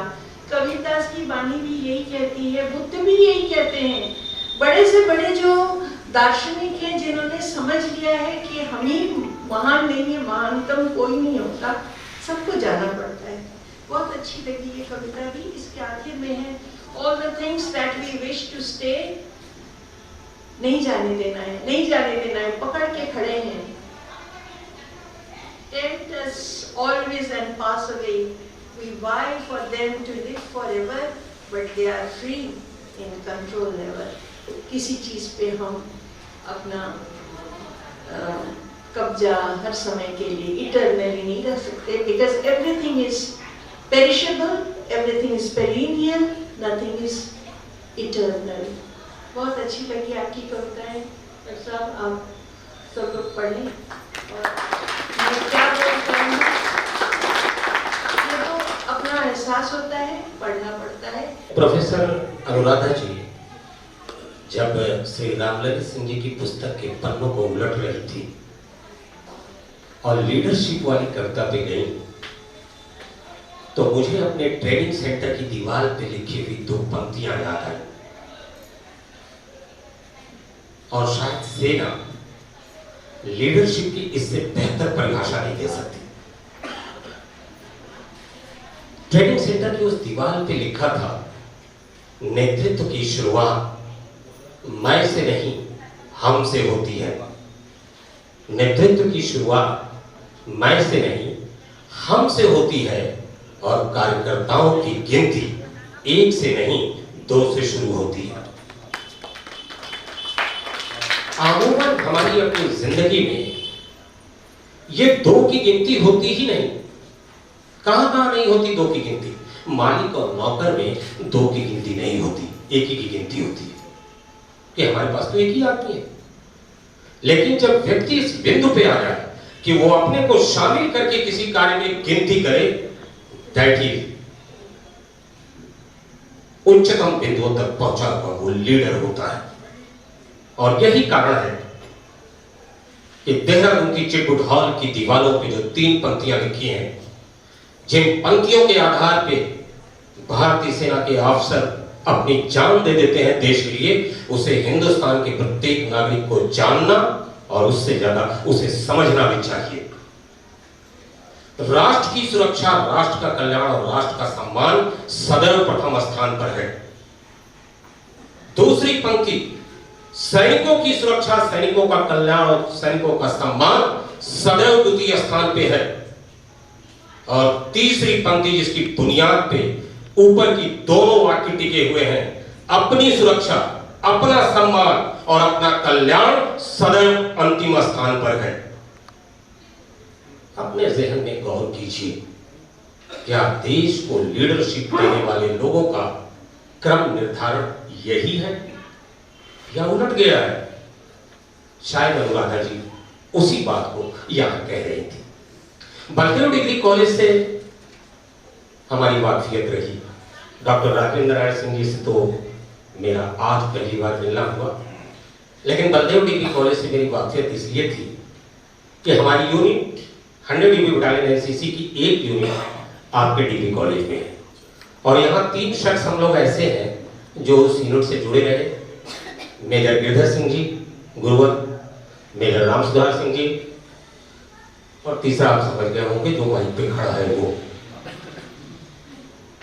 डॉक्टर साहब के द्वारा लिखी गई उस भूमिका को मैं पढ़ रहा था, उसमें शुरुआत में ही आपने एक पंक्ति लिखी, प्लेजर इटसेल्फ। जब स्वांतः सुखाय के लेवल पे कोई चीज लिखी जाए तो मेरा ये मानना है कि कुछ पाने और खोने के परिणाम से वो चीज बाहर हो गई, तो ऐसी ही चीजों को ऊपर वाला लोगों के लिए प्रसाद के रूप में देता है। यह पुस्तक भी उसी का उदाहरण है। मैं इस कार्यक्रम की अध्यक्षता कर रहे डॉक्टर राजेंद्र नारायण सिंह जी को सादर आमंत्रित कर रहा हूं कि वो आए और अपना अध्यक्षीय उद्बोधन हम सभी को देने की कृपा करें। डॉक्टर राजेंद्र नारायण सिंह। सम्मानित मंच पर उपस्थित डॉक्टर राम सुधार सिंह जी, श्री रामललित सिंह जी और प्रोफेसर अनुराधा बनर्जी जी, सभागार में उपस्थित आप जितने विशिष्टजन आए हैं उनको मैं हृदय से नमस्कार करता हूं। मैं अशोक मिशन के प्रति बहुत ही आभारी हूं कि उन्होंने इस कार्यक्रम में मुझे बुलाया और अध्यक्षीय दायित्व सौंपा। मुझे याद है मैं अपने पिता श्री चंद्रमा सिंह के साथ 96-97 में यहाँ पे आया हुआ था। उस समय इधर कुछ नहीं था, केवल ये स्कूल हुआ करता था और हम लोग आए थे स्कूल देखने के लिए, क्योंकि स्कूल की हमने चर्चा सुनी थी। मेरे पिताजी उड़िया बाबा इंटरमीडिएट कॉलेज के संस्थापक प्राचार्य थे और अब राजेश्वरी महिला इंटरमीडिएट कॉलेज, डिग्री कॉलेज और भी तमाम जो संस्थाएं हैं वो हम लोग चला रहे हैं। उस समय अशोक जी को मैंने देखा था और मैं डॉक्टर साहब से, रामवीर सिंह जी से यही कह रहा था कि कितना परिवर्तन हो गया है, कि पूरा का पूरा जो एरिया है वो कितना बदल गया है और कितना परिवर्तन अशोक जी में भी आ गया है, लेकिन ऊर्जा वही, मिशन वही। ऐसे ही लोग वास्तव में समाज को एक नई रोशनी देते हैं, एक उजाला देते हैं। और मैं यहाँ पर आया हूँ, ये मेरी कोई काबिलियत नहीं है, बल्कि उसको बुलाया गया है। मैं यहाँ पर आया हूँ और मैं अपने को बहुत ही छोटा महसूस कर रहा हूँ, क्योंकि यहाँ पे जितने भी लोग बैठे हुए हैं मंच पे, वे सभी लोग बहुत ही श्रेष्ठ हैं, मेरे पूज्य हैं। यहाँ पर उपस्थित भी कितने महान भाव हैं, कुछ लोग तो चले भी गए हैं, वो लोग मेरे पिताजी के समकक्ष थे। मुझे इस पुस्तक की भूमिका लिखने का दायित्व रामराज सिंह जी ने दिया। आपने मुझसे कहा कि एक मेरी पुस्तक है, उसकी आप भूमिका लिख दीजिए। हमने कहा कि सर आप और किसी से लिखवा लीजिए, मैं तो अब इतना छोटा आदमी हूँ। नहीं बोले कि नहीं आपको ही लिखना है। इसके पहले भी एक पुस्तक आपकी आ चुकी है, क्या है सर उसका टाइटल? इसके पहले भी एक आई थी जो कि अच्छा यही है, नहीं एक और, हाँ अच्छा यही दसवीं, हाँ वही, जिसका कि भूमिका आरपी सिंह जी ने लिखा हुआ है। तो मैंने देखा और मुझे लगा कि नहीं, इन कविताओं में कुछ है और इन कविताओं के बारे में मुझे कुछ लिखना चाहिए। अभी प्रोफेसर अनुराधा बनर्जी जी बात कर रही थी, जो ग्रीक पोएट्स, क्रिटिक्स की बात कर रही थी। जैसे हमारे यहाँ संस्कृत साहित्य है, वैसे ही वहाँ पर ग्रीक और रोमन लिटरेचर है। वो भी अपना मूल वहाँ से खोजते हैं, जैसे हम लोग अपना संस्कृत से अपना मूल खोजते हैं। लेकिन इन कविताओं को पढ़ने के बाद मुझे 3-4 कवि मेरे दिमाग में स्ट्राइक किए। जो प्रथम कवि जिसने कि मेरे दिमाग को स्ट्राइक किया इन कविताओं को पढ़ने के बाद, वो अंग्रेजी का एक महान रोमांटिक कवि वर्ड्सवर्थ, जिसका कि नाम आप लोगों ने सुना, जिसने की कविता की परिभाषा दी कि पोएट्री और कुछ नहीं, overflow of powerful feelings. Poetry is the overflow of powerful feelings recollected in tranquillity. परिभाषा तो लंबी है, लेकिन यदि हम केवल इस पे ही गौर करें कि पावरफुल जो फीलिंग्स हैं उसका ओवरफ्लो और उसको रिकलेक्टेड इन ट्रैंक्विलिटी, यह अपने आप में कविता के सृजन की पूरी प्रक्रिया को परिभाषित करता है। और इन कविताओं को पढ़ने के बाद मुझे ऐसा लगा कि वास्तव में इसमें एक्सप्रेशन ऑफ पावरफुल फीलिंग्स, जैसा कि डॉक्टर बनर्जी ने कहा कि इसमें कोई प्रयास नहीं है, कविता अपने आप जैसे कि निकल रही है। कवि कलम लेकर के बैठा हुआ है और रविन्द्रनाथ टैगोर की तरह से ब्यूटी की परिभाषा क्या है इसको खोजने के लिए, जैसा कि ना कई बार लिख रहा है, काट रहा है, फिर उसको आ रहा है, ऐसा कुछ नहीं। लगता है कि वो बस बैठा और कलम जो है उसकी चल गई और पूरा जो है, चाहे बैड हो चाहे लीडर हो चाहे कुछ भी हो, सब जो है तब लिखता चला जाता है। तो एक तो वर्ड्सवर्थ ने स्ट्राइक किया। मैं यहाँ पर वर्ड्सवर्थ का कोई कंपेरिजन नहीं कर रहा हूँ डॉक्टर साहब, लेकिन जो कविता की जो प्रोसेस है, कविता की जो प्रक्रिया है, मैं उसकी बात कर रहा हूँ। दूसरा जो कवि है उसके बाद, वर्ड्सवर्थ के बाद जो इंग्लिश का आता है, क्योंकि यहाँ पर इंग्लिश लिटरेचर की बात हो रही है, हम लोग इंग्लिश कविताओं की बात कर रहे हैं, तो तो हमारे सामने आर्नोल्ड आता है, मैथ्यू आर्नोल्ड। मैथ्यू आर्नोल्ड ने भी बहुत अच्छी कविता की परिभाषा दी और उसने कहा कि व्हाट इज पोएट्री। तो उसने कहा कि poetry is the criticism of life. कविता और कुछ नहीं है, वो जीवन की समालोचना है, सम्यक आलोचना है। और आप जब इन कविताओं को पढ़िए तो वास्तव में लगता है कि जैसे कि मैथ्यू आर्नोल्ड की कविता की जो परिभाषा है वो इस पर हूबहू सटीक बैठती है, क्योंकि इसमें क्रिटिसिज्म ऑफ लाइफ है। इसमें चाहे जितनी भी जो कविताएं हैं जो कि यहाँ पर इसमें दी गई हैं, आप किसी भी एक कविता को उठा लीजिए तो उसमें आपको लगेगा कि नहीं, इसमें जो कवि है वो जीवन के बारे में बात कर रहा है, वो जीवन को डिफाइन करने की कोशिश कर रहा है, उसको परिभाषित करने की कोशिश कर रहा है। जैसे कि मान लीजिए एक कविता मैं यहाँ पर ले रहा हूँ, एट्रेंडम में ले रहा हूँ, 11th नंबर की पोएम है ए पुलिसमैन, 19 नंबर के पेज पर है policeman. The policemen are persons for protection and safety, for order and law for the state and society. They stay at the stations to maintain the law and roam on the roads to watch some flaw.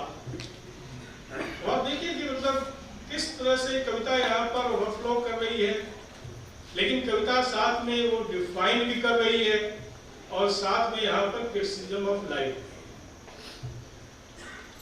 एक police का आदमी क्या है, ये protection and safety के लिए वो हमको सुरक्षा प्रदान करता है, हमें रक्षा प्रदान करता है। और दूसरा जो काम पुलिस का है कि for order and law for the state and society. State और सोसाइटी दोनों में वो लॉ और ऑर्डर क्या है इसको मेंटेन करता है। They stay at the stations to maintain the law and roam on the roads to watch some flaws. कितनी सहजता से, कितनी सरलता से इन चीजों को यहाँ पर अवगत किया गया कि एक बच्चा, एक छोटा जो बच्चा है, कक्षा 5 का जो विद्यार्थी है, कक्षा 4 का जो विद्यार्थी है, कक्षा 6 का जो विद्यार्थी है, यदि वो भी इन कविताओं को पढ़ेगा तो उसे ऑटोमेटिक हर चीज समझ में आएगा। ये इन कविताओं की विशेषता है, इसकी सरलता इसमें सन्निहित। तीसरे जो कवि और समालोचक मुझे याद आते हैं वो टी.एस. एलियट। टी.एस. एलियट का नाम आपने सुना ही होगा, क्योंकि मॉडर्न लिटरेचर की जो शुरुआत है वही टी.एस. एलियट से होती है। उनका द वेस्ट लाइन और जो कितनी जो कविताएं हैं वो हम लोग पढ़ते पढ़ाते आए हुए हैं। लेकिन उन्होंने भी जो कविता की एक परिभाषा की, क्योंकि उनकी जो पूरी की पूरी जो थियरी है वो डीपर्सनलाइजेशन थी, थियरी ऑफ डीपर्सनलाइजेशन। तो वो कहते हैं कि जो पोएट्री है it is not the expression of personality. Poetry is not the expression of personality but an escape from personality. और जब हम इन कविताओं को पढ़ते हैं तो इसमें रामललित सिंह का कहीं भी जो पर्सनैलिटी है वो कहीं भी अभिव्यक्त नहीं होती, क्योंकि आप एक खिलाड़ी, एक शिक्षक है, एक समाज सेवी है, एक व्यवसायी भी है, एक लीडर भी है, एक अच्छे गृहस्थ भी है। तो आप देखिए कि ये जो कविताएं हैं ये इनकी पर्सनैलिटी को एस्केप करके निकलती, उसको एक्सप्रेस नहीं करती। यहाँ पर जो कवि की जो तटस्थता होती है वो आती है, और इन कविताओं में हमें वो तटस्थता नजर आती है, वो डीपर्सनलाइजेशन भी यहाँ पर हमको नजर आता है। और अंतिम जो कवि जो कि अंग्रेजी का जो कवि है उसका जो मैं जिक्र करना चाहूँगा, जिसके ऊपर मेरा रिसर्च वर्क भी रहा है, वो है W.H. ऑर्डन, जो कि टी.एस. एलियट के बाद का कवि है, बाद में अमेरिकन हो गया। तो उसने भी कविता के बारे में बहुत कुछ लिखा, और चूंकि एक महान कवि खुद भी था। अभी यहाँ पर कोई बोल रहा था कि धरती से लेकर के आकाश तक जितनी भी चीजें हैं वो कविता की विषय वस्तु हो सकती है। ठीक यही बात W.H. ऑर्डन ने भी अपनी कविता की परिभाषा में उसने कहा। और मुझे धूमिल भी यहाँ पे याद आ गए, क्योंकि शायद धूमिल को भी मैंने ये कहीं पर पढ़ा था कि जो कविता है वो ऐसी होनी चाहिए जो कि यादगार की चीज हो।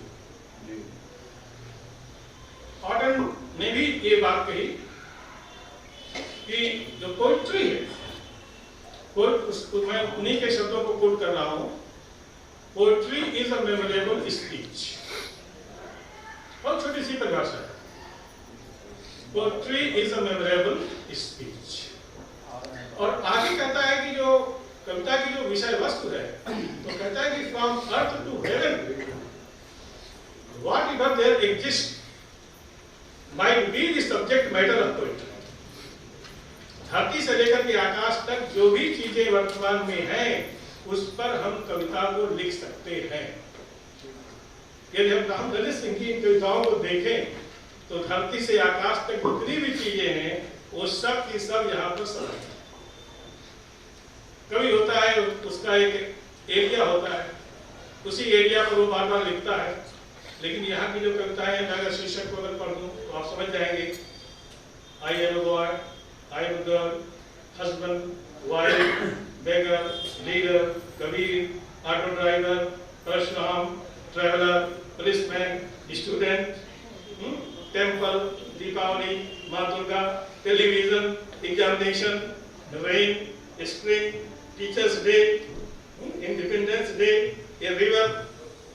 और जो लास्ट जो कविता है इस संग्रह में, द स्कूल इज क्लोज्ड।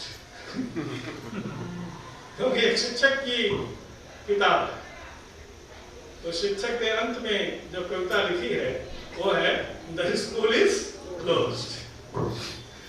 कौन सा स्कूल? कविता का जो स्कूल है, इसको इन्होंने क्लोज कर दिया गया। तो लेकिन हम लोग आशा करते हैं कि भविष्य में ये स्कूल फिर खुलेगा और आप इससे भी अच्छी जो कविताएं हो सकती हैं वो हम लोग इसी मिशन स्कूल में हो सकता है कि उस पुस्तक का फिर यहाँ पर उद्घाटन हो, यहाँ पर वो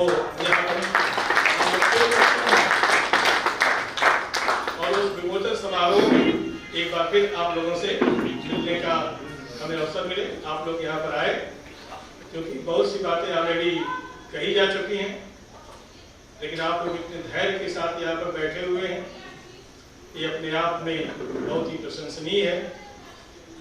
एक बार मैं फिर अशोक मिशन को हृदय से धन्यवाद देता हूँ, उनके प्रति कृतज्ञता ज्ञापित करता हूँ कि आपने हमें यहाँ पर आमंत्रित किया, हम आपके इस कार्यक्रम में शरीक हुए। आपका ये जो मिशन है ये दिनों दिन आगे बढ़े, बलवित हो, पोषित हो। आपने जो उद्देश्य निर्धारित किए हुए वो उद्देश्य आपको प्राप्त होता रहे, यही मेरी ईश्वर से प्रार्थना है।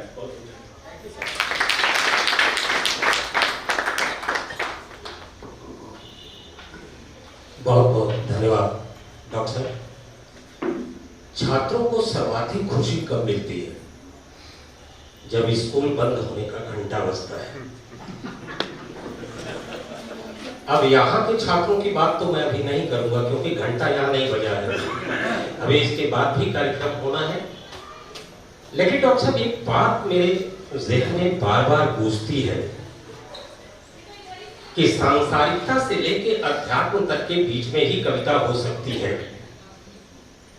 लेकिन जरा उन लोगों को भी सोचा जाए जो हिंदी साहित्य में रहते हुए या अंग्रेजी साहित्य में रहते हुए अपने दृष्टि के बावजूद उन्होंने कविताएं लिखी हैं। मेरा साफ इशारा हिंदी साहित्य में सूरदास जी की तरफ है और अंग्रेजी साहित्य में मिल्टन की तरफ है। नेत्र ही नहीं थे। और फिर यहां से कविता की एक परिभाषा निकलती है कि एहसास के धरातल पे जो कुछ लिखा जाए वो कविता है। सिवाय एहसास के उस बिंदु पे और क्या है? एक और चीज भी मैं अक्सर सोचता हूं कि क्या लेखक ने इतने हजार अर्थों वाले को लेकर कविता लिखी? क्या सिर्फ वो एक ही अर्थ था उसका जो उसने महसूस किया और उसने लिखा? तो इस बिंदु पे जाके मैं ये पाता हूं कि उस कविता से जितने भी समाज के कल्याण के लिए अर्थ निकलते हैं वो निकलकर समाज में जाने चाहिए और कविता वहां मुकम्मल होगी। आइए अंतिम बिंदु पे आके सिर्फ 4 पंक्तियां कह के धन्यवाद ज्ञापन के लिए मैं शोभना जी को आमंत्रित करूंगा कि धर्म ग्रंथों को बहुत जाना मैंने,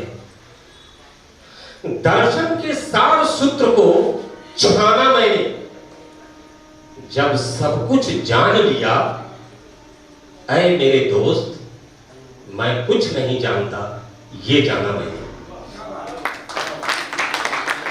और यहीं से विकास की, लेखन की सतत धारा चलती रहेगी। जिस दिन हमने समझ लिया कि हमने सब कुछ जान लिया, हमारी धारा वहीं अवरुद्ध हो जाएगी। आइए मैं श्रीमती शोभना प्रधान जी को सादर आमंत्रित कर रहा हूं कि वो धन्यवाद ज्ञापन करें। और एक वाक्य कहने का लोग मैं श्रवण नहीं कर पा रहा।